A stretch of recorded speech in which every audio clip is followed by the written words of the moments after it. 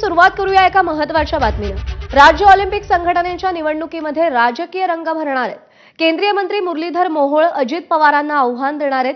राज्य कुस्तीगीर संघटनेकडून मुरलीधर मोहोळ अर्ज दाखल करणार आहेत। अर्ज भरण्याचा उद्या शेवटचा दिवस आहे। संघटनेचे सरचिटणीस योगेश दोडके मोहोळांचा अर्ज दाखल करतील। 2025 ते 29 या 4 वर्षांच्या काळासाठी राज्य ऑलिम्पिक संघटनेची निवडणूक असणार आहे। 2 नोव्हेंबर रोजी पुण्यामध्ये वार्षिक सर्वसाधारण सभा आणि निवडणूक प्रक्रिया पार पडेल। अजित पवारांकडून सलग चौथ्यांदा यापूर्वीच अध्यक्षपदासाठी अर्ज दाखल करण्यात आलाय।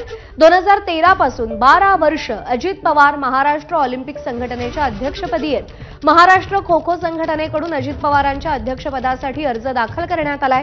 राज्यातल्या पात्र 31 क्रीडा संघटनांपैकी 30 संघटनांचे 60 प्रतिनिधी या निवडणुकीमध्ये मतदान करणार आहेत। वेदांत नेब आपले प्रतिनिधी सध्या आपल्या सोबत आहेत। वेदांत, मुरलीधर मोहोळ सुद्धा या निवडणुकीच्या रिंगणात उतरताना आपल्याला दिसतायत। कशी चुरस रंगेल आणि काय कारण मुरलीधर मोहोळांनी या निवडणुकीत उतरण्यामागे?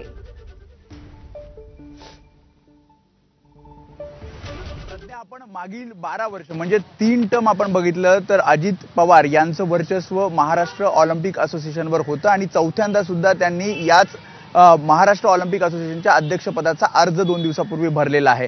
आता यामध्ये आणखी चुरस म्हणजे केंद्रीय राज्यमंत्री मुरलीधर मोहोळ हे सुद्धा आज याच अध्यक्षपदाच्या निवडणुकीसाठी अर्ज भरणार आहेत। त्यामुळे दादा विरुद्ध अण्णा असा सामना आपल्याला या निवडणुकीच्या रिंगणात पाहायला मिळणार आहे। 21 विविध पदं आहेत आणि त्यासाठी साधारणपणे 60 मतदार आहेत। 31 पात्रच्या संघटना आहेत त्यातली 30 मधील प्रत्येकी 2 प्रतिनिधी म्हणजे एकूण 60 मतदार असणार आहेत आणि 2 नोव्हेंबरला ही निवडणूक होणार आहे। आणि त्यामुळे आतापर्यंत आपण बघितलं 3 टर्म अजित पवार हे अध्यक्षपदी होते, मात्र यंदा त्यांना एक मोठं आव्हान असणार आहे केंद्रीय राज्यमंत्री मुरलीधर मोहोळ यांचं।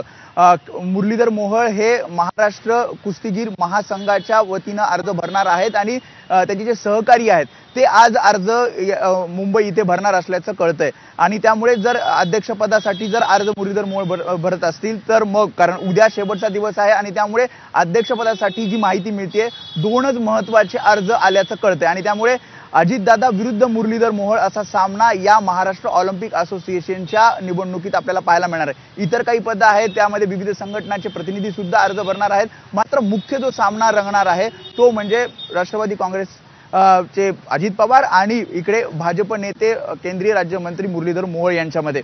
आतापर्यंत आपण जर 3 टर्म बघितलं तर मोठं आव्हान अजित पवारांसमोर नव्हतं, मात्र चौथ्या वेळेस जेव्हा अजित पवार या सगळ्या संघटनेसाठी अध्यक्षपदासाठी जेव्हा अर्ज भरतायत आणि 4 वर्षाची ही टर्म आहे त्यामुळे एक मोठी चुरस आपल्याला या निवडणुकीच्या रिंगणात पाहायला मिळणार आहे।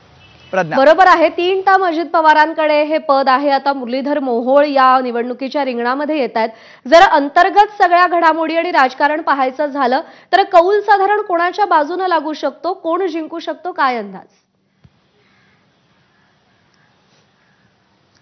तसा अंदाज आता वर्तवणं कठीण आहे, कारण आपण आतापर्यंतची निवडणूक बघितली आणि अध्यक्षपदाच्या निवडणुकीसाठी फार मोठं आव्हान अजित पवारांना मागच्या 3 टर्ममध्ये नव्हतं, कारण मागील 3 टर्म ज्या होत्या त्या अजित पवार सहजपणे अध्यक्षपदाची निवडणूक जिंकले होते।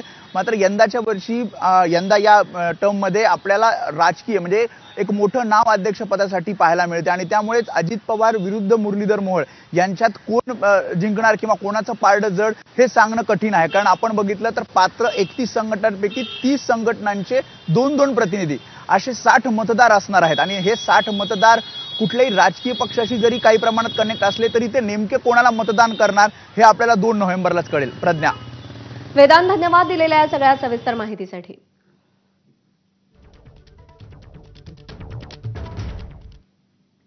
राज्याचे सहकार मंत्री आणि अजित पवारांच्या राष्ट्रवादीचे नेते बाबासाहेब पाटलांनी अजब विधान केलंय।